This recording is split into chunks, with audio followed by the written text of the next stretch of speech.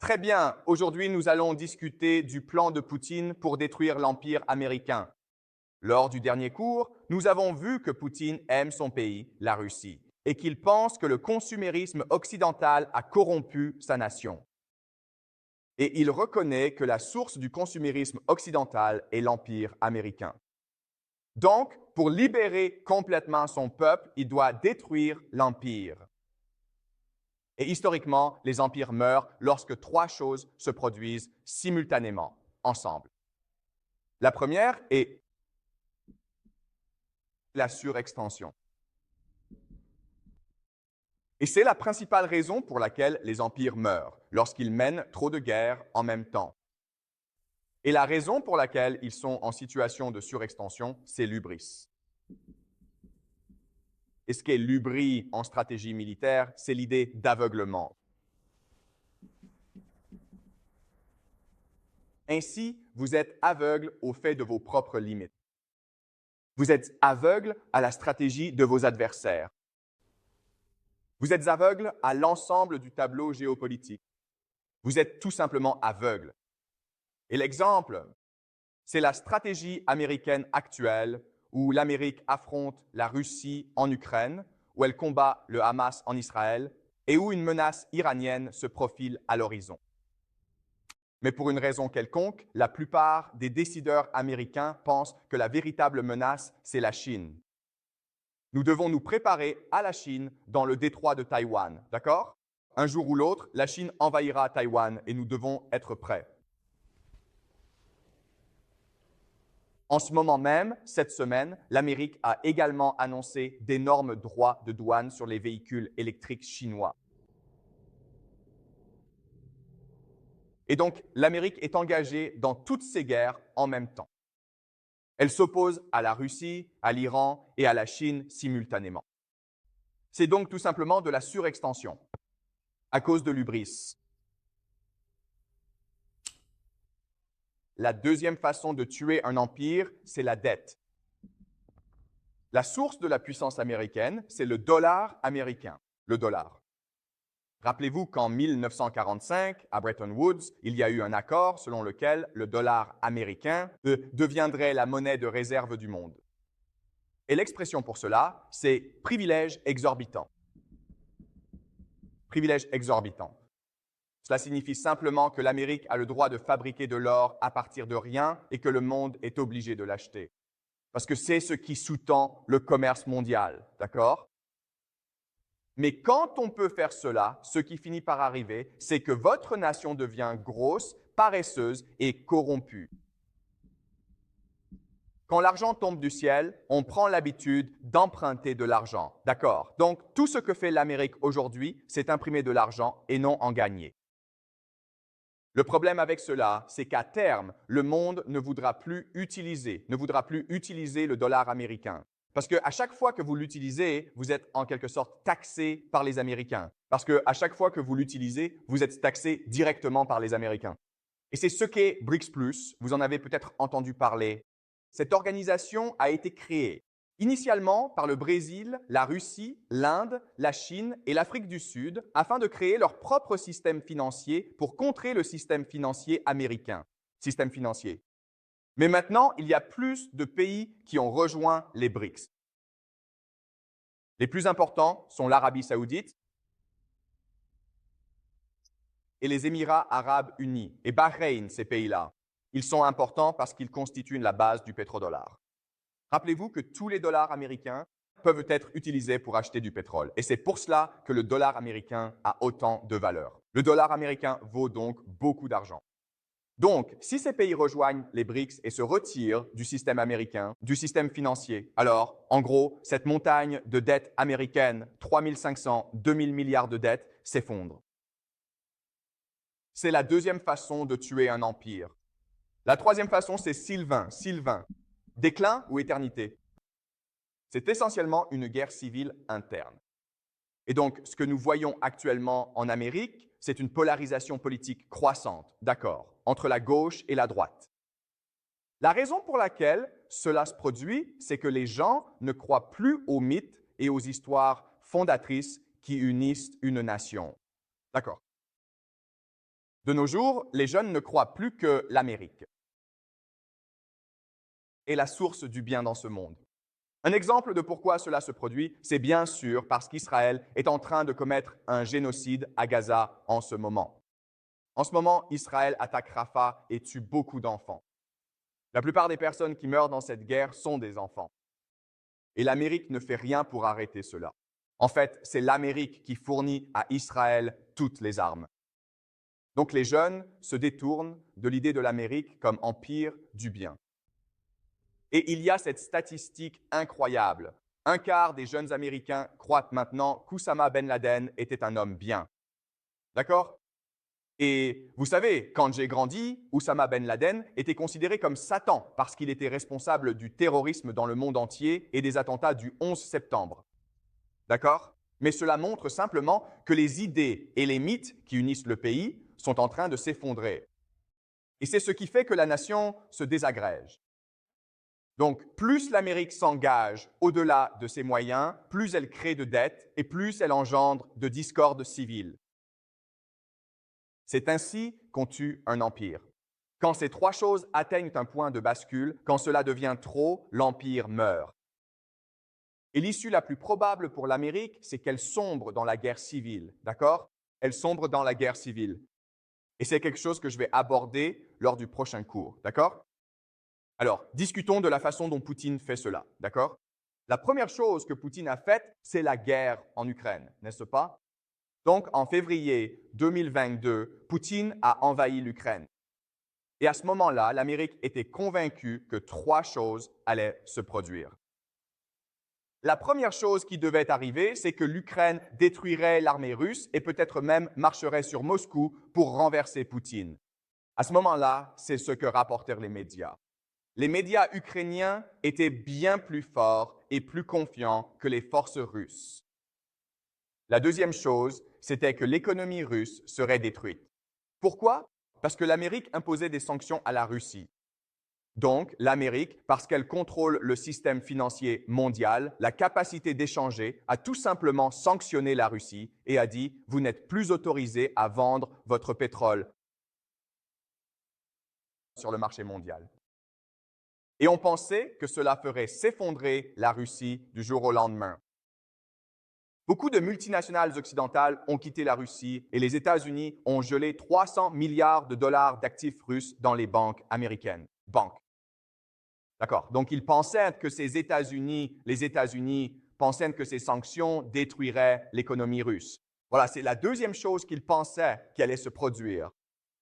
Et la troisième chose qu'ils pensaient qui allait arriver, c'est que cela rendrait l'OTAN beaucoup plus forte et plus unie.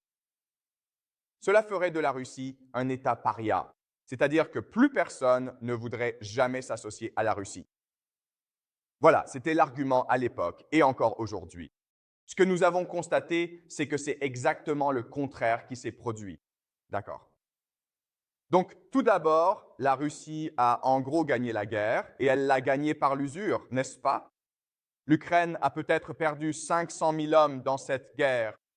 Ils n'ont donc plus de main-d'œuvre. Si vous n'avez plus de main-d'œuvre, vous ne pourrez pas mener cette guerre. Donc, cette guerre est en gros perdue. Et la Russie est dominante. La Russie a en gros atteint ses principaux objectifs stratégiques, à savoir essentiellement la région de Donetsk dans l'est de l'Ukraine. Deuxièmement, non. Non seulement l'économie russe n'a pas été détruite, mais elle se porte extrêmement bien. Et la raison à cela, c'est que, au final, toutes les économies, la Chine, l'Inde, l'Europe, l'Afrique, le Moyen-Orient, ont toutes besoin de ressources pour fonctionner. Il faut du pétrole, il faut de la nourriture. Et la Russie dispose de beaucoup de pétrole et de nourriture. C'est pourquoi des pays se tournent vers la Russie et concluent des accords parallèles. De plus, la Russie est en train de passer à une économie de guerre. Sa base industrielle s'est donc renforcée. Globalement, l'économie se porte donc beaucoup mieux. Les sanctions américaines n'ont pas fonctionné. Troisièmement, l'OTAN est devenue plus divisée et moins unie. Pourquoi? Parce que l'Allemagne qui est actuellement le pays le plus puissant d'Europe, dépend entièrement des ressources russes pour faire tourner son économie.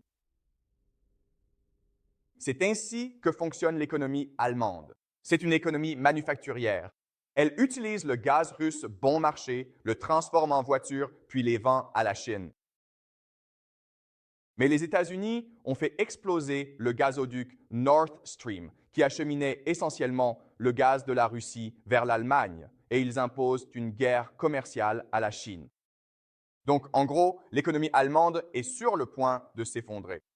Et les Allemands sont très en colère à ce sujet. Ainsi, la guerre en Ukraine a été un immense succès pour Poutine et elle a vraiment montré que l'Amérique est un tigre de papier. Et cela crée aussi beaucoup de dissensions civiles aux États-Unis, parce que la majorité des Américains se demandent pourquoi nous donnons des centaines de milliards de dollars à l'Ukraine alors que notre propre population n'a même pas d'assurance maladie. Notre peuple souffre et nous donnons des centaines de milliards de dollars à l'Ukraine, d'accord? L'autre chose que cette guerre en Ukraine a révélé, c'est que l'empire américain est surexploité. Et ce que je veux dire par là, c'est que pour fournir des armes à l'Ukraine, l'Amérique est en train de prendre essentiellement des systèmes d'armes au Japon, en Corée du Sud et dans d'autres endroits pour les donner à l'Ukraine. Donc, l'Amérique ne fabrique pas plus d'armes, elle se contente de prendre les systèmes d'armes qu'elle possède ailleurs et de les transférer en Ukraine. L'Amérique est donc gravement surexposée. Et bien sûr, en donnant tout cet argent à l'Ukraine, cela fait augmenter la dette américaine. Et après que l'Ukraine aura perdu cette guerre, cette dette disparaîtra, car l'Ukraine ne pourra pas la rembourser.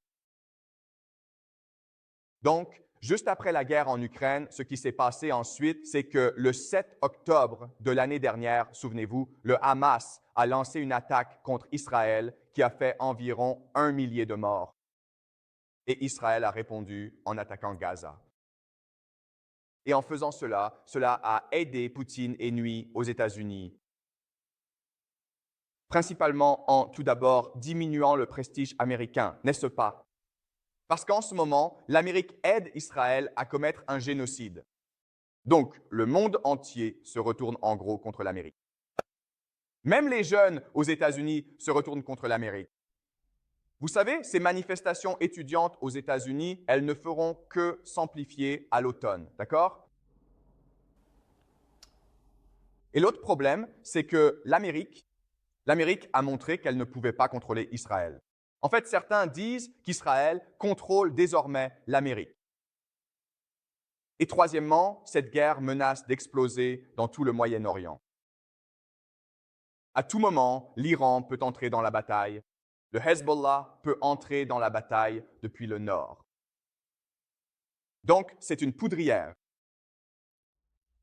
C'est comme un lac d'essence sur le point de prendre feu. Donc, l'Amérique est très étendue. D'accord, donc on peut avancer l'argument que soit Poutine était au courant de l'attaque du Hamas, soit il l'a même encouragé. D'accord? Parce que le principal gagnant de l'attaque du Hamas est évidemment Valentine et le perdant, c'est l'Amérique. D'accord, donc est-ce que cela a du sens? Jusqu'ici, tout va bien? Très bien, alors. Parlons de l'avenir ou de ce que l'on peut prédire pour la suite.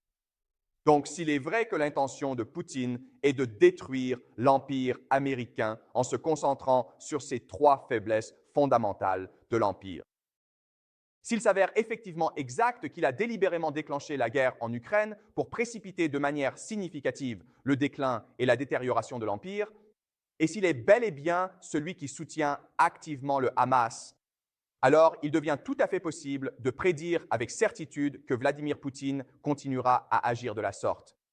N'est-ce pas une analyse logique? La toute première chose qu'il s'efforcera de faire, c'est qu'il cherchera par tous les moyens à prolonger durablement la guerre en Ukraine. Donc il ne mettra pas fin à la guerre. Il ne cherchera pas la paix. Il ne négociera pas de conditions de paix. Il continuera à faire traîner les choses. Pourquoi ferait-il cela? Pourquoi ne pas simplement déclarer la victoire? Pourquoi ne pas simplement négocier la paix? Pourquoi voudrait-il faire traîner les choses?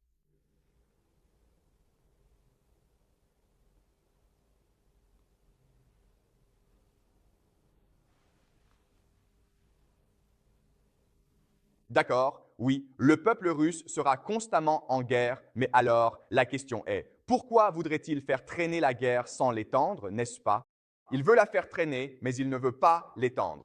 Étendre. Cela veut dire qu'il attaque la Pologne, d'accord? Il ne veut pas faire cela. Il veut juste faire traîner les choses. Pourquoi? Oui, d'accord. Donc, la raison, c'est que l'Ukraine s'avère être un trou noir pour l'OTAN.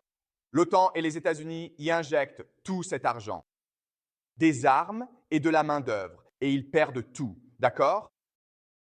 En d'autres termes, l'Ukraine est un champ de bataille pour augmenter la dette américaine et créer des discordes civils au sein de l'OTAN et de l'Amérique, d'accord? L'Allemagne ne veut pas mener cette guerre. L'Allemagne veut s'en sortir, tu comprends? Donc, tant que cette guerre continue, elle va créer plus de tensions entre l'OTAN et les États-Unis. Et c'est ce que veut Poutine. Mais si Poutine attaque la Pologne, alors toute l'OTAN sera obligée de le combattre. Tu comprends? Donc, il ne veut pas étendre la guerre. Il veut juste que la guerre reste dans le statu quo et qu'elle s'éternise. Donc, c'est la première prédiction. La deuxième, c'est que pour contrôler la situation en Ukraine, il a besoin que l'Amérique mène une autre guerre. Il a besoin de distraire l'Amérique. Et la distraction sera l'Iran. Rappelez-vous que lors des derniers cours, nous avons discuté du fait que l'Amérique veut attaquer l'Iran et que l'Iran veut se venger de l'Amérique. Mais pour que cela se produise, ce que Poutine doit faire, c'est parler à l'Iran et garantir que l'Iran sera protégé par le parapluie nucléaire russe, ce qui signifie que l'Amérique ne sera pas autorisée à utiliser des armes nucléaires lorsqu'elle envahira l'Iran, parce que Poutine répondra avec ses propres armes nucléaires. D'accord, tu comprends. Donc, tant que Poutine parvient à un accord avec l'Iran et dit qu'il utilisera ses armes nucléaires pour te protéger des États-Unis, des armes nucléaires, alors l'Iran prendra l'initiative et commencera à provoquer l'Amérique pour déclencher une guerre plus large. Et encore une fois, il y a de nombreuses façons pour l'Iran de faire cela, d'accord? Il peut utiliser le Hezbollah pour attaquer Israël. Il peut développer son programme nucléaire. Il peut perturber le transport maritime en mer Rouge. Il existe de nombreuses façons pour l'Iran de provoquer l'Amérique afin de l'amener à une invasion à grande échelle, ce que souhaite Poutine. La Corée du Nord. Ainsi, alors que les États-Unis sont distraits en Ukraine et en Iran, la Corée du Nord peut maintenant prendre l'initiative, n'est-ce pas? Parce que ce que la Corée du Nord peut faire, c'est menacer d'envahir la Corée du Sud. Et il y a environ 30 000 soldats américains stationnés en Corée du Sud. Donc, la Corée du Nord n'a en réalité rien à faire, mais la menace nord-coréenne obligera l'Amérique à détourner des ressources vers la Corée du Sud. Est-ce que cela a du sens? Et cela obligera probablement même la Corée du Sud et les États-Unis à commencer à soudoyer la Corée du Nord. Et on peut s'attendre à ce que la Corée du Nord agisse ainsi parce que Poutine a donné à la Corée du Nord l'assurance qu'il la protégerait en cas de guerre. Est-ce que cela a du sens? Très bien, les BRICS. Nous allons étudier le bloc des BRICS, continuer à se développer. Nous verrons peut-être aussi les BRICS annoncer officiellement une nouvelle monnaie ou un nouveau système commercial pour contrer le système dirigé par les États-Unis. Or, ce que l'on dit, c'est que les BRICS ne sont pas capables de remplacer les États-Unis. Dollar. Et c'est vrai, d'accord? Mais n'oubliez pas que les BRICS n'ont pas à remplacer les États-Unis. Une simple menace suffit. En finance, tout repose sur la confiance. Prenez les États-Unis. $1 parce que vous êtes convaincu de sa valeur.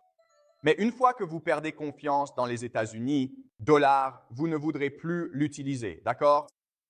Est-ce que cela vous paraît logique? Enfin, dernièrement, il faut maintenir des relations étroites, voire très étroites, avec la Chine.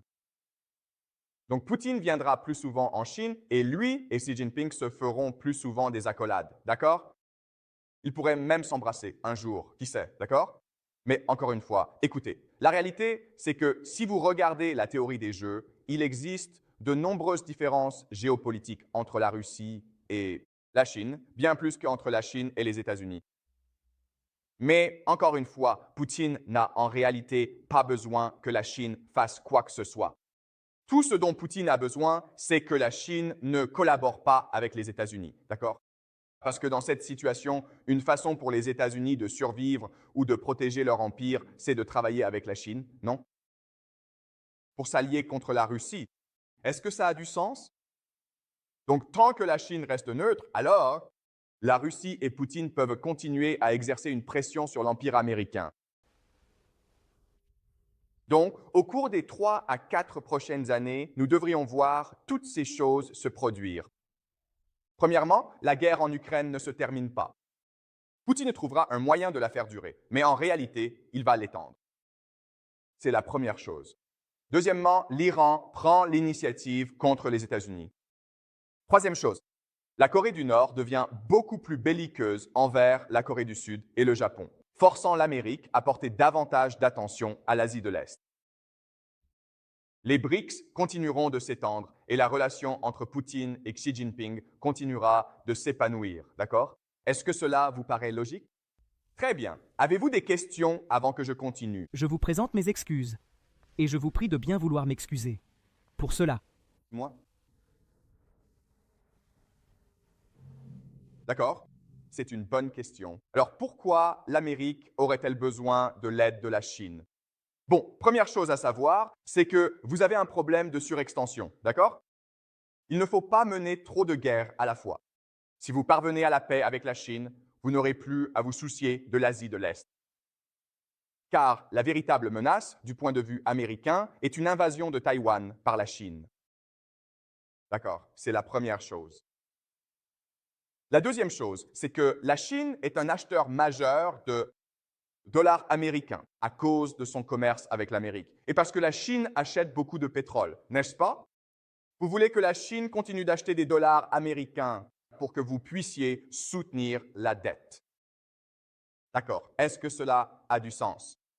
Et troisièmement, il y a beaucoup de conflits géopolitiques entre la Russie et la Chine. Si vous y réfléchissez, la Russie représente une plus grande menace pour la Chine que les États-Unis. D'accord? Est-ce que cela a du sens? Historiquement, la Russie et la Chine se sont livrées à des guerres, de nombreuses guerres, à propos de la frontière.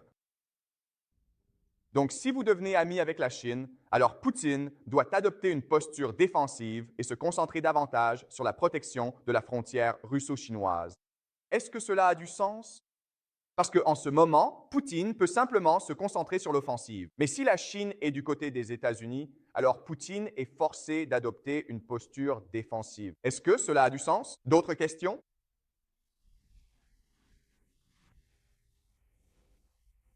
C'est que ça. C'est ça, c'est ça. Donc, en gros, ce qui se passe, c'est que la Chine n'achète plus de dollars américains et elle transfère ces dollars américains en or. Elle convertit ces dollars en or. D'accord. Donc, la Chine encourage tout le monde à acheter de l'or. N'achetez plus de dollars américains, les gars, achetez de l'or, pas vrai? Et la raison en est que la dette américaine représente un énorme problème pour l'Amérique.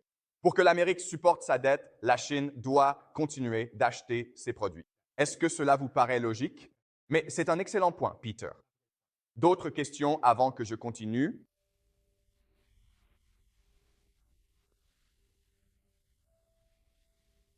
D'accord. Jack a donc posé une excellente question. D'accord. Il est logique que la Chine et les États-Unis soient amis, n'est-ce pas? La Chine exporte de nombreuses matières premières vers les États-Unis, un marché énorme qui lui fournit aussi beaucoup de technologies. Jack a posé la question suivante. Pourquoi la Chine voudrait-elle être amie avec la Russie? Et la réponse est que la Chine se sent actuellement menacée par les États-Unis. Les États-Unis lancent une guerre économique contre la Chine. Et si vous regardez une carte, la Chine est entourée par les États-Unis, des bases militaires. Et le problème, c'est que la Chine a besoin d'importer du pétrole et de la nourriture pour soutenir son économie. Est-ce que cela a du sens? Donc, si l'Amérique impose un jour un embargo contre la Chine s'effondre. Autrement dit, la Chine doit ouvrir de nouvelles routes commerciales. Et le meilleur partenaire actuellement, c'est la Russie, car elle a un large accès à l'énergie et au pétrole. Donc, en ce moment, la situation en Chine est telle que les décideurs chinois savent que la situation en Chine est terrible. L'économie s'est effondrée, la démographie s'est effondrée, la Chine est complètement dépendante du monde pour le pétrole et la nourriture. La Chine est extrêmement vulnérable en ce moment. Si l'Amérique dit au monde que la Chine est notre ennemi, alors la Chine n'a pas d'autre choix que de se trouver un nouvel ami. Et malheureusement, le seul ami que la Chine a en ce moment, c'est la Russie. Est-ce que cela a du sens? Donc, mais regardez, je veux dire, la situation géopolitique pour la Chine, c'est vraiment, vraiment mauvais. D'autres questions avant que je continue?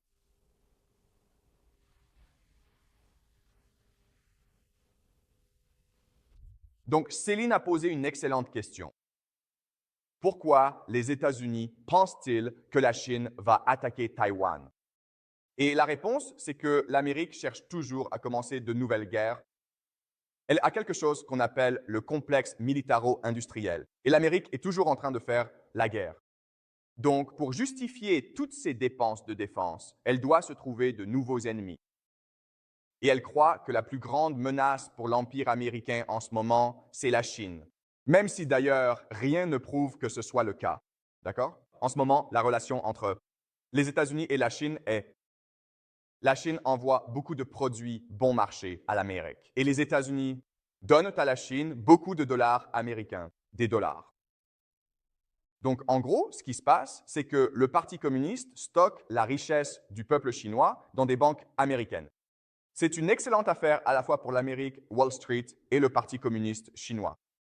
Donc, il n'y a aucune raison pour que ces pays soient en conflit avec les uns avec les autres. Mais malheureusement, les décideurs américains ont toujours besoin d'un ennemi pour justifier l'incroyable somme d'argent qu'ils dépensent pour la défense. D'accord? Est-ce que ça a du sens?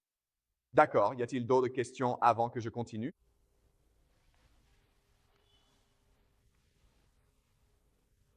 Excusez-moi?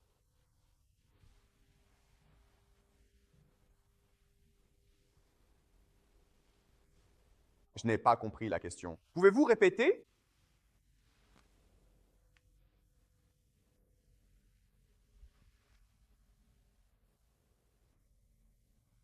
Oh, c'est une excellente question. Alors, que se passe-t-il si la Chine prend le contrôle de Taïwan?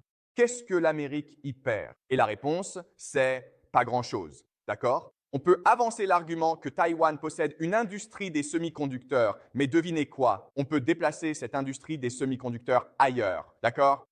Pour l'Amérique, c'est juste une question d'image. Vous comprenez? L'Amérique ne perd vraiment rien si la Chine prend le contrôle de Taïwan. Mais pour l'Amérique, c'est l'empire. Elle a de l'arrogance. Et donc, elle doit sauver la face. D'accord? Est-ce que ça a du sens? Très bien, très bien. Donc, voici précisément la stratégie détaillée de Poutine pour démanteler progressivement l'hégémonie de l'Empire américain. Qu'en pensez-vous? Et donc, la question est alors, eh bien, cela fait de Poutine un génie. Alors, comment parvient-il à faire cela? Et l'argument que je veux vous présenter aujourd'hui, c'est que, pour de nombreuses raisons, les dirigeants russes possèdent une imagination stratégique. Ils pensent simplement différemment et de façon plus stratégique que quiconque. D'accord? Et donc, l'exemple que je veux utiliser est Joseph Staline, parce qu'en réalité, nous savons beaucoup de choses sur Joseph Staline. Très bien. Alors, regardons le monde en 1939. Et en 1939, il y avait environ 6 puissances mondiales. Il y a l'Union soviétique, il y a le Japon, il y a les États-Unis, il y a le Royaume-Uni, la Grande-Bretagne, l'Empire britannique, l'Allemagne et la France. Voici donc la carte du monde en 1939. Maintenant, parlons de chaque pays. Les États-Unis sont loin et ils sont neutres. Ils n'aiment pas s'impliquer dans les affaires de l'Europe. Mais ils souffrent de la Grande Dépression. Leur économie s'est effondrée. Le Japon, l'Empire japonais, est une machine de guerre. Mais le problème pour le Japon, c'est qu'il dépend entièrement des importations. Il a besoin de pétrole pour son empire, sa machine de guerre.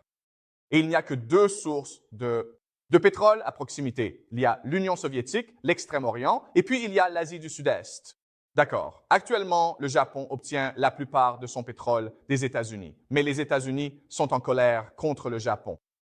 Pourquoi le Japon est-il en colère contre le Japon? Vous savez pourquoi? Exactement. D'accord. Parce que le Japon a envahi la Chine et les États-Unis ne veulent pas de cela. D'accord. Donc, il est très probable que les États-Unis finissent par couper toutes les exportations vers le Japon. Et donc, le Japon a un choix à faire. Vous pouvez soit envahir ici, soit envahir là-bas. Mais ce sont vos deux choix. D'accord? Voilà pour le Japon. Vous pouvez soit envahir l'Union soviétique, soit l'Asie du Sud-Est. D'accord, l'Union soviétique est un pays communiste et depuis 20 ou 30 ans, elle essaie extrêmement fort de s'industrialiser. Mais il est difficile de s'industrialiser parce que tout d'abord, personne ne veut commercer avec l'Union soviétique. D'accord? Donc, ils ne peuvent obtenir aucune ressource. L'Union soviétique reste encore largement une nation agricole. Et l'Union soviétique ne possède pas vraiment beaucoup de technologie ni d'expertise, d'accord? Elle ne dispose pas vraiment de beaucoup de capital humain. Donc, l'Union soviétique, c'est un pays immense. C'est le plus grand pays du monde. C'est un empire, mais en termes de fabrication et de technologie, elle est en retard par rapport à l'Occident, d'accord? Maintenant, en Europe, il y a 3 nations. Vous avez la France, l'Allemagne et le Royaume-Uni. Le Royaume-Uni est un empire. Il possède des colonies partout dans le monde. L'Allemagne a perdu la Première Guerre mondiale et donc elle doit payer toutes ses réparations au Royaume-Uni et à la France. Et maintenant, Hitler est au pouvoir. Et Hitler est déterminé à réunifier l'Allemagne parce que l'Allemagne a perdu beaucoup de territoires à cause de la Première Guerre mondiale. Donc, il veut réunifier la Grande Allemagne. C'est son ambition. Ce n'est pas de conquérir le monde, c'est de réunifier l'Allemagne. D'accord? Et puis il y a la France, qui est la plus faible de toutes ces puissances, mais qui possède encore un empire. D'accord? Donc, en regardant une carte en 1939, et si nous utilisons la théorie des jeux, que devrait-il se passer, ou que devrait-il se passer peut-être dans 5 ans, en 1945? D'accord? Utilisons la théorie des jeux pour cartographier ce qui devrait se passer ou ce qui va se passer. Étant donné cette carte et les différents acteurs, les intérêts de ces différentes nations, ce à quoi on peut s'attendre. Qui est-ce que tout le monde déteste? Qui est-ce que tout le monde déteste? Qui est-ce que tout le monde veut, genre, aller envahir?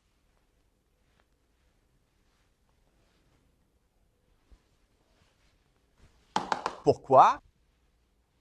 Pourquoi tout le monde veut-il envahir l'Union soviétique?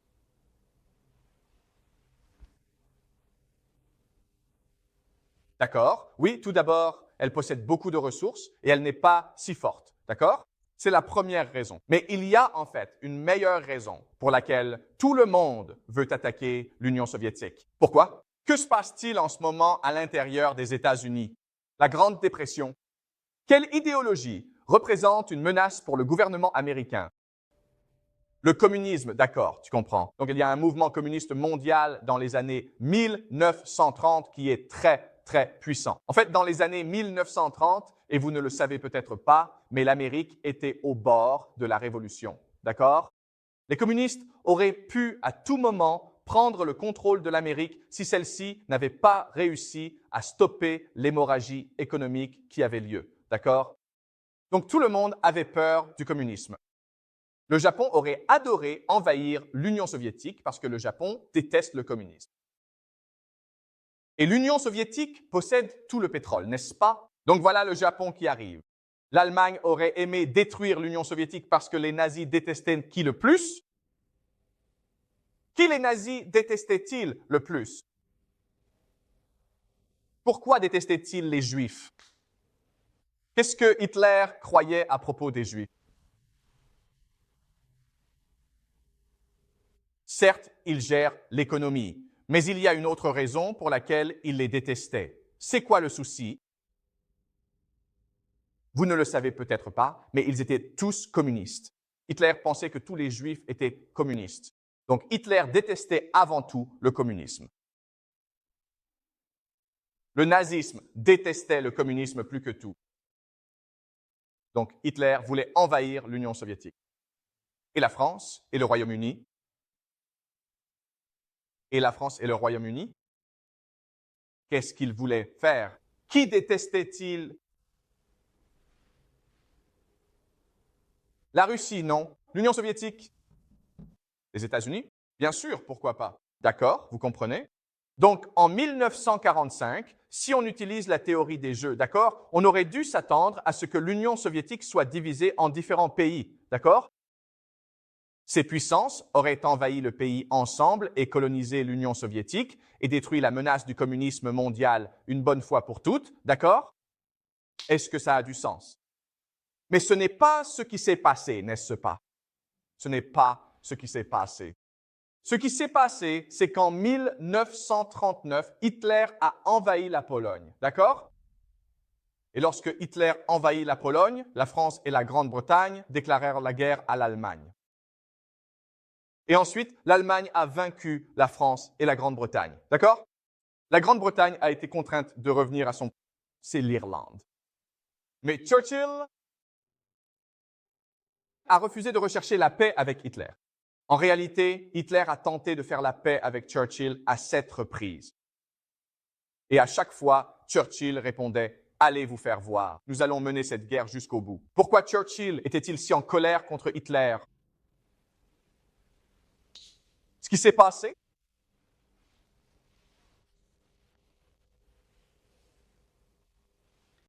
parce que l'Allemagne a détruit l'armée britannique, n'est-ce pas? C'est une perte de prestige totale pour l'Empire britannique.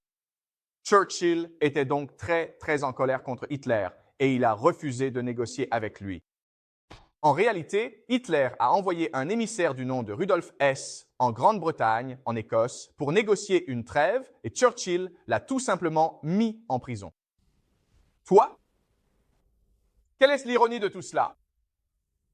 L'Allemagne envahit la Pologne. Pourquoi l'Allemagne envahit-elle la Pologne? Vous savez? Avez-vous étudié cette période historique? Cela s'explique principalement parce que l'on désigne généralement sous le nom de pacte Molotov-Ribbentrop. Il s'agissait donc d'un accord entre l'Union soviétique et l'Allemagne visant à partager la Pologne en deux. Est-ce que tu comprends? L'Allemagne et l'Union soviétique ont donc envahi la Pologne ensemble. L'Union soviétique attaqua par l'Est et les Allemands par l'Ouest. Mais ce qui s'est passé, c'est que la Grande-Bretagne et la France ont déclaré la guerre à l'Allemagne, mais pas à l'Union soviétique. C'est plutôt malin, Staline, tu ne trouves pas? En fait, on peut même dire que si cet accord n'avait pas été signé, Hitler aurait été tué. Il n'aurait pas attaqué la Pologne. Et la raison, c'est que l'autre aspect de ce pacte, c'est que l'Union soviétique a accepté de fournir à l'Allemagne des ressources pour sa machine de guerre. Du pétrole, de la nourriture et d'autres matières premières. Est-ce que ça a du sens? Parce que, souvenez-vous, l'Union soviétique possède l'Ukraine, qui produisait beaucoup de nourriture et de pétrole. Est-ce que ça a du sens? La chose suivante qui s'est produite, c'est qu'en juin 1941, il y a eu l'opération Barbarossa.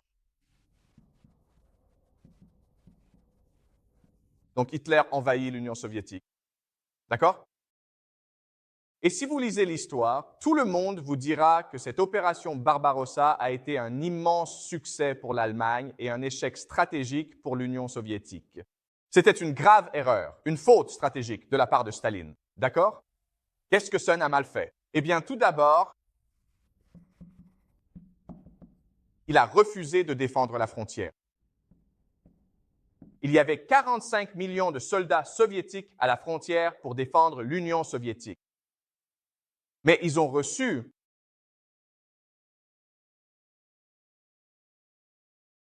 des ordres directs de ne pas provoquer les Allemands.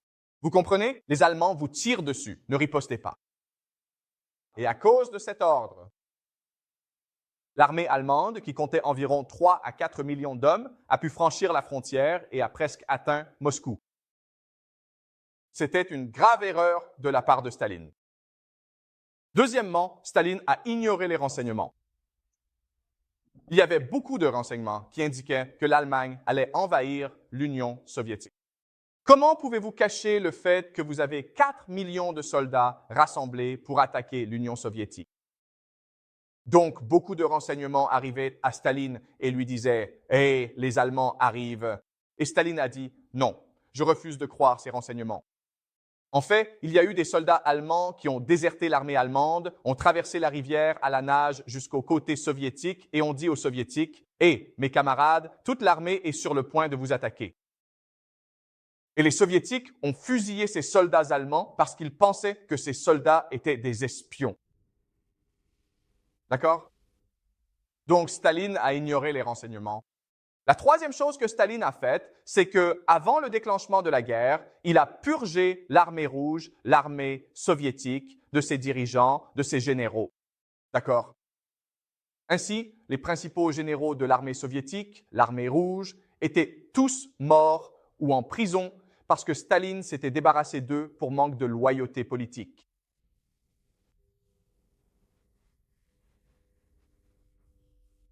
Mais la quatrième chose est, pourquoi Staline a-t-il fait cela? Et la réponse, c'est que les historiens vous diront que Staline faisait confiance à Hitler. C'était l'erreur ultime que Staline a commise. Staline croyait que Hitler était son ami. Il croyait que Hitler ne l'envahirait jamais. D'accord, et c'est ce qu'on vous enseigne en cours d'histoire. Quand vous allez aux États-Unis, on vous enseignera cela. Quand vous allez sur Internet, on vous enseignera cela, d'accord? C'est complètement faux. Cette analyse est complètement fausse, d'accord? Nous allons donc utiliser la théorie des jeux pour comprendre pourquoi c'est faux. Très bien, alors en utilisant la théorie des jeux, examinons 4 scénarios possibles, d'accord? Le scénario A est le suivant. Les Soviétiques attaquent en premier et ils encerclent lentement Berlin. Le deuxième scénario, c'est que les Soviétiques attaquent, d'accord, et ils sont arrêtés à la frontière. Le scénario C, c'est que les Soviétiques attaquent, les Allemands attaquent et les Soviétiques les arrêtent, d'accord? Et le scénario D, c'est que les Allemands attaquent. Et ils atteignent Moscou, ce qui est en fait ce qui s'est passé. Donc, ce sont 4 scénarios différents possibles qui auraient pu se produire en juin 1941. N'oubliez pas qu'il y avait 4 à 5 millions de soldats soviétiques à la frontière. Que faisaient-ils là? Ils étaient sur le point d'attaquer l'Allemagne. Les Soviétiques avaient un plan pour attaquer l'Allemagne, mais les Allemands ont frappé les premiers. Examinons donc ces 4-là. Scénario possible et observons ce qui se passe. Le premier scénario est celui où les Soviétiques attaquent l'Allemagne en premier et atteignent Berlin. Que va-t-il se passer maintenant? Que va-t-il se passer maintenant? Que font tous ces gens? Que font tous les autres pays? Oui, vous comprenez? Staline atteint Berlin. Bam, le Japon arrive en se précipitant depuis l'Est, la Grande-Bretagne vient en aide à l'Allemagne, les États-Unis viennent en aide à la Grande-Bretagne. Le monde entier s'unit contre l'Union soviétique. D'accord? Alors, que se passerait-il dans cette guerre? L'Union soviétique perd cette guerre, vous comprenez? D'accord? Maintenant, regardons le scénario B. Les Soviétiques envahissent, mais les Allemands les arrêtent à la frontière. D'accord? Et maintenant, que se passe-t-il? Et maintenant, que se passe-t-il? Oui, donc le Japon envahit toujours, d'accord? Et la Grande-Bretagne commence à négocier avec l'Allemagne et cherche une paix. Parce que la Grande-Bretagne ne peut pas se permettre que l'Union soviétique envahisse l'Allemagne, car alors le communisme s'emparerait de l'Europe. Est-ce que cela a du sens? D'accord? Donc, dans le scénario B, on ne peut pas dire que l'Union soviétique perdrait, mais elle ne gagnerait pas la guerre. D'accord? Vous comprenez? Donc, B n'est pas très bon non plus. Et regardons le cas C. Les Allemands attaquent et les Soviétiques les retiennent à la frontière. Et maintenant, que se passe-t-il? Et maintenant, que se passe-t-il? Ils se détruisent mutuellement? Non. Les États-Unis, la Grande-Bretagne, le Japon, ils rient tous, ils se disent « Oh, ils sont juste en train de s'entretuer. Qui s'en soucie? Ce n'est pas un problème, d'accord? » Mais maintenant, regardons la situation D où les Allemands attaquent et sont sur le point de détruire l'Union soviétique. Que se passe-t-il maintenant? Les autres pays doivent venir aider l'Union soviétique. Pourquoi? Pourquoi les États-Unis et la Grande-Bretagne doivent-ils venir aider l'Union soviétique? Pourquoi? Que se passerait-il si l'Allemagne prenait le contrôle de l'Union soviétique? C'est ça, d'accord? Ils prennent le contrôle des ressources, donc ils prennent le contrôle du monde. Vous comprenez? Parce que l'Allemagne a la technologie, elle a la puissance militaire, mais elle manque de ressources. Si vous combinez les ressources avec l'armée allemande, ils deviennent maintenant invincibles. Les États-Unis seront à jamais exclus du monde. L'Allemagne n'envahira pas les États-Unis, mais les États-Unis ne pourraient plus jamais attaquer l'Allemagne. Est-ce que cela a du sens? Donc, ce qui se passe, c'est que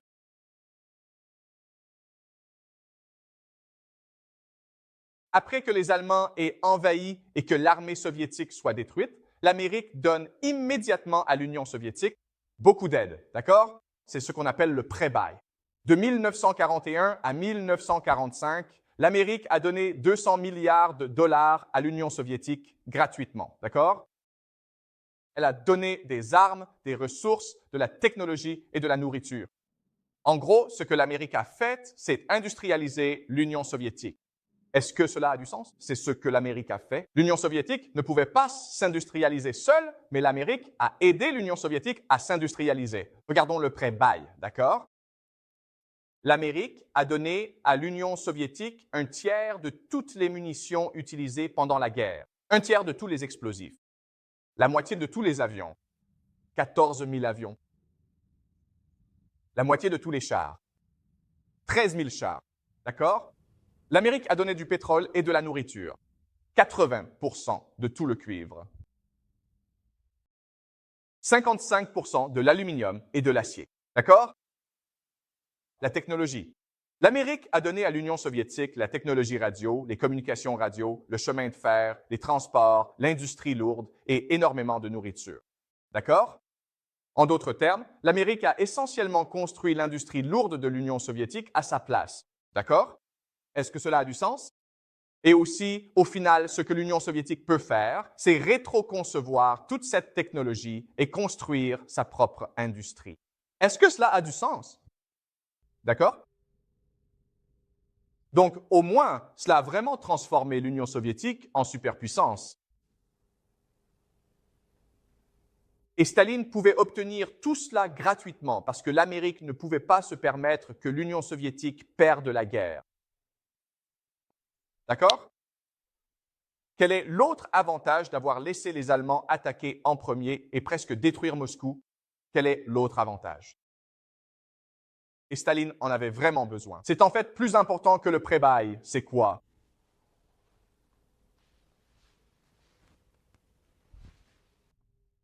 L'unité nationale, n'est-ce pas?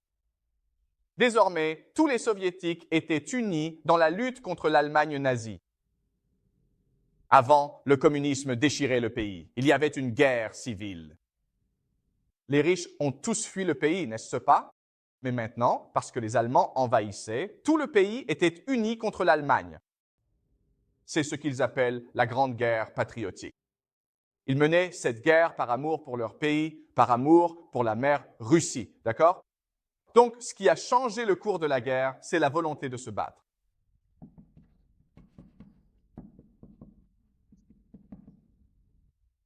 Les Russes ont perdu 26 millions de personnes pendant la guerre. C'est énormément de monde. Mais en perdant autant de personnes, cela a poussé toute la nation à refuser de se rendre. Ils avaient la volonté de se battre, d'accord? Bien plus que les Allemands. Tu comprends ce que je veux dire, d'accord? Donc, en histoire, on t'apprend que l'opération Barbarossa a prouvé que Staline n'était pas un génie stratégique, qu'il s'était fait manipuler par Hitler. Mais si l'on fait simplement une analyse par la théorie des jeux, c'était le meilleur résultat possible pour l'Union soviétique. D'accord?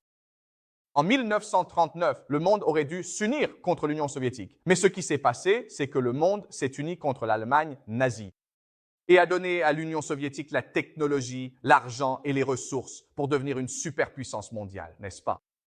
Tu comprends ce que je veux dire? Et parce que l'Union soviétique est devenue une superpuissance mondiale, elle a pu transformer la Chine en un pays communiste. Tu comprends ce que je veux dire? Si l'Union soviétique n'était pas devenue une superpuissance mondiale avec toute cette industrie lourde, alors la Chine ne serait pas devenue une puissance communiste. Moscou n'aurait pas gagné la guerre. Donc, en d'autres termes, tout cela nous montre que Staline est un génie. Il a transformé une guerre perdue en une guerre gagnée.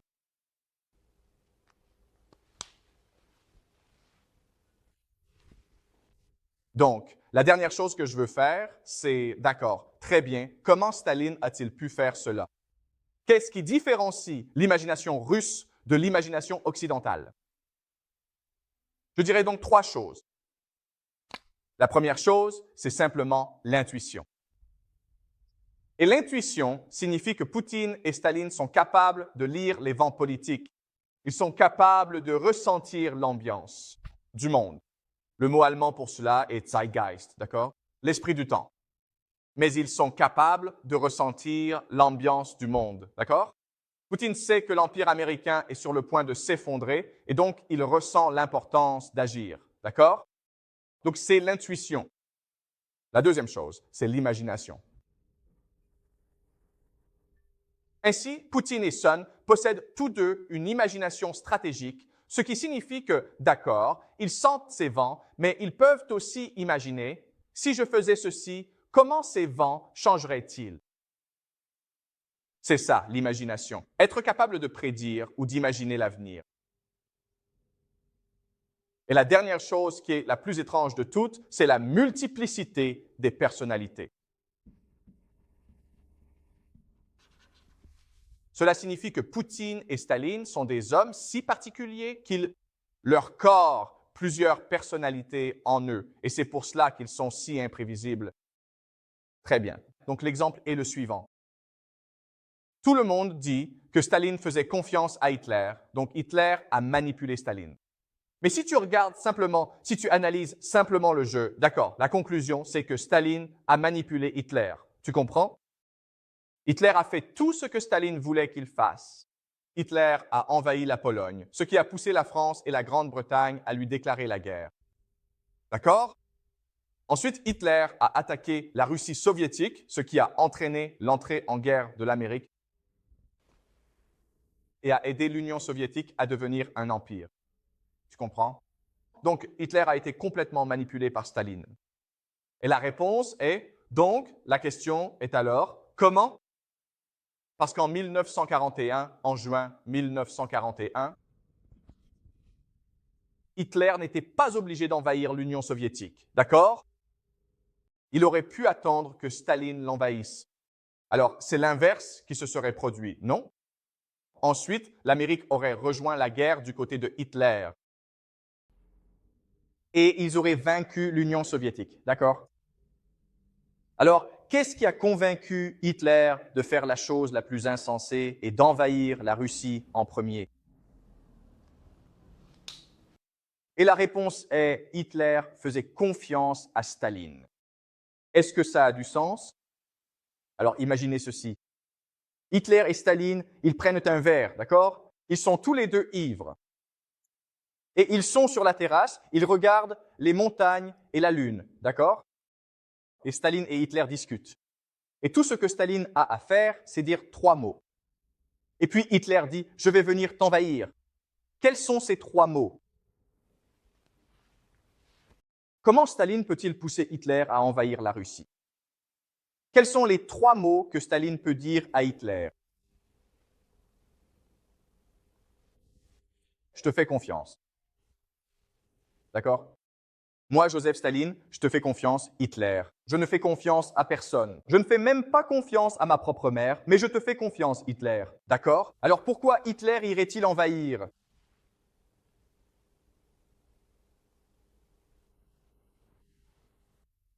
Exactement, d'accord? Parce que maintenant, Hitler pense que Staline est sa cible, comme le dit Schack. Staline est un mouton.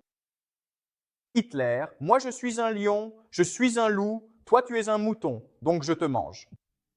Tu comprends? Mais Staline n'aurait pu faire cela que s'il avait plusieurs personnalités. Staline devait être un mouton devant Hitler. Il ne pouvait pas faire semblant, il devait l'être. Est-ce que ça a du sens? Donc ces trois choses sont les Russes, l'imagination stratégique, la capacité de sentir les vents politiques du moment, la capacité de prophétiser et de prédire, la capacité d'être plusieurs individus à la fois.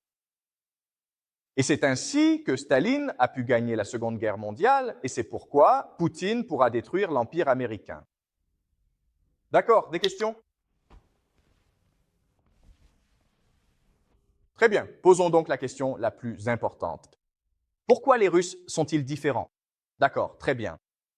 Donc, le problème n'est pas la Russie. Le problème, c'est nous, l'Occident.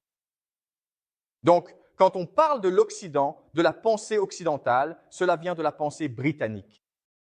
Et il y a trois caractéristiques distinctes de la pensée britannique qui la différencient de la pensée russe. Regardons la pensée britannique. La philosophie britannique contre la philosophie russe. La première grande différence est que la philosophie britannique a tendance à être étroite, alors que la philosophie russe a tendance à être large. La raison en est que la Grande-Bretagne est une île, donc elle a une vision très étroite du monde, tandis que la Russie est un immense pays, c'est le plus grand pays du monde, donc elle a une vision très large du monde. Et pour comprendre la différence, il suffit de lire la littérature britannique et de la comparer à la littérature russe, d'accord? Dans la littérature russe, vous avez Léon Tolstoï, n'est-ce pas? Guerre et paix et une guerre intérieure en Corée. Ce sont de très grandes épopées.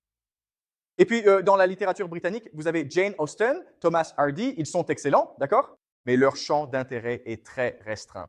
Voilà donc la première grande différence. La deuxième grande différence, c'est que la philosophie britannique croit en l'idée de l'empirisme, d'accord? L'empirisme est une philosophie développée par des philosophes britanniques comme David Hume.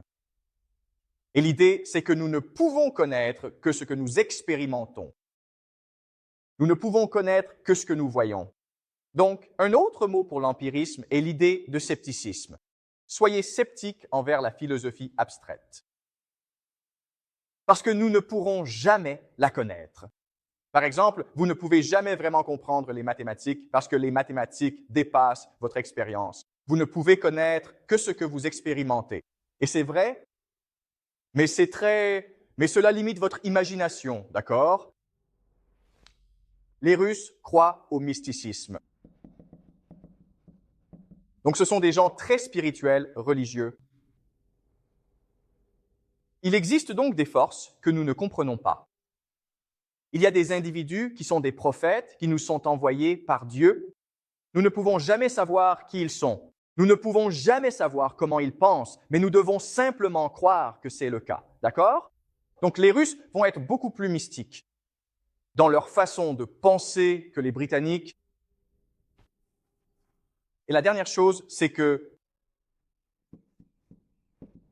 les Britanniques croient en la logique. C'est comme les mathématiques. On peut aller de 1 à 2, à 3, à 4, à 5. Tout doit être logique. Tout doit être relié ensemble. Alors que les Russes, eux, croient en l'intuition. On peut sauter. On peut imaginer des choses. On n'a pas besoin d'être logique. Alors que les Britanniques disent qu'il faut être logique. Et ces trois idées, la rigueur, l'empirisme et la logique, ont créé l'esprit occidental d'aujourd'hui. C'est donc cela qui domine dans le monde académique. Donc, quand vous allez à l'université, on s'attend à ce que vous pensiez de cette façon. Étroit, empirique et logique. Et si vous y réfléchissez, c'est parfait si vous voulez construire une bureaucratie, n'est-ce pas? C'est une façon de penser bureaucratique. C'est la bureaucratisation. de l'imagination. Écoutez, je tiens à préciser que vous n'êtes absolument pas autorisé à affirmer des choses sans vous appuyer sur des preuves solides, une logique rigoureuse et une expérience concrète. Or, il est clair que les Russes ne possèdent pas ces éléments, et c'est précisément pour cette raison qu'ils se permettent d'agir de la sorte en ce moment même. Il y a évidemment plus de bonnes choses dans ce système que dans celui-ci. Mais le problème avec le système britannique, c'est qu'aucun grand homme ne pourrait jamais émerger de la société occidentale. Est-ce que ça a du sens? Parce que tout cela crée une façon de penser orientée vers le processus, systématisé, bureaucratique. D'accord? Donc, par exemple, je donne cette conférence, n'est-ce pas? Je ne pourrais jamais donner cette conférence en Amérique ou en Grande-Bretagne parce qu'ils penseraient tous que je suis fou. D'accord. Est-ce que ça a du sens? Il dirait, quelle est ta preuve pour ça? Attends, es-tu en train de réfuter des décennies de recherche sur la Seconde Guerre mondiale? Tu es en train de me dire que Staline était un génie alors que personne ne pensait qu'il l'était? Comment oses-tu réfuter? Ces milliers de chercheurs qui ont consacré tout ce travail à l'étude de la Seconde Guerre mondiale. Tu comprends? Donc, dans le système britannique, personne comme Poutine ne peut émerger. Mais dans le système russe, quelqu'un comme Staline ou Poutine peut émerger. Le problème, cependant, c'est que se passe-t-il si tu n'as pas Poutine ou Staline? Eh bien, alors ce système devient très faible. Est-ce que ça a du sens? Donc, le système britannique n'a pas vraiment besoin de grands dirigeants, mais dans le système russe, il te faut de grands dirigeants.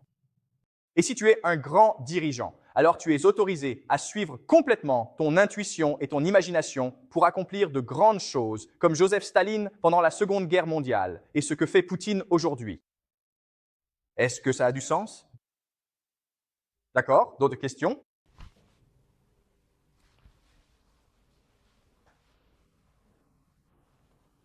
Oh, c'est une excellente question, d'accord? Donc, le semestre dernier, nous avons parlé des Grecs. Et les Grecs ressemblent plus aux Russes qu'aux Britanniques, d'accord?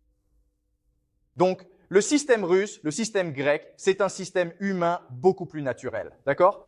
Et le système britannique, en gros, essaie d'éliminer l'intuition et l'imagination du processus de prise de décision, du processus intellectuel. Parce que l'intuition et l'imagination sont trop mystérieuses. D'accord? Donc, en d'autres termes, d'accord, imaginons que je sois Joseph Staline pendant la Seconde Guerre mondiale en 1939. Pour exécuter mon plan, je dois rédiger une note détaillant ma réflexion, d'accord? Évidemment, je ne peux pas faire ça, parce que si je le faisais, d'abord, je ne pourrais pas exécuter mon plan. Mais ensuite, cela embrouillerait tout le monde. Genre, qu'est-ce que tu essaies de faire déjà? Tu comprends? D'accord? Et donc, les Grecs croyaient aussi en l'imagination et l'intuition. D'accord? Mais pas les Britanniques. Et nous vivons dans un système britannique. D'accord?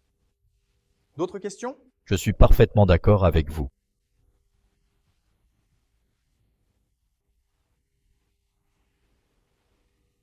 D'accord. Alors, Jack a posé une bonne question. D'accord. À quel point les Grecs ont-ils influencé les Britanniques? Et la réponse est pas tant que ça, parce que, souvenez-vous, après les Grecs sont venus les Romains. Les Romains étaient comme ça. Et il y a eu un Romain qui a influencé les Britanniques, qui ont ensuite influencé les Américains. Donc, nous vivons en fait dans un monde romain plutôt que dans un monde grec. Est-ce que ça a du sens? D'autres questions? C'est une question vraiment difficile. Qu'est-ce qui influence la Russie? Eh bien, ce que les Russes diront, c'est qu'ils sont une nation chrétienne, qu'ils viennent d'une tradition chrétienne. Et la tradition chrétienne vient d'une tradition grecque, d'accord? Est-ce que ça a du sens? Donc, ils diraient que le christianisme est l'influence principale, d'accord? Et il y a certains éléments grecs dans le christianisme. Ce que disent les Russes, c'est que leur christianisme est une forme de christianisme plus pure ou plus ancienne. D'accord? Parce que, souvenez-vous, quand on étudie le christianisme a changé au fil des siècles, n'est-ce pas? Donc, en gros, il s'agit d'un christianisme pré-augustinien, avant Augustin.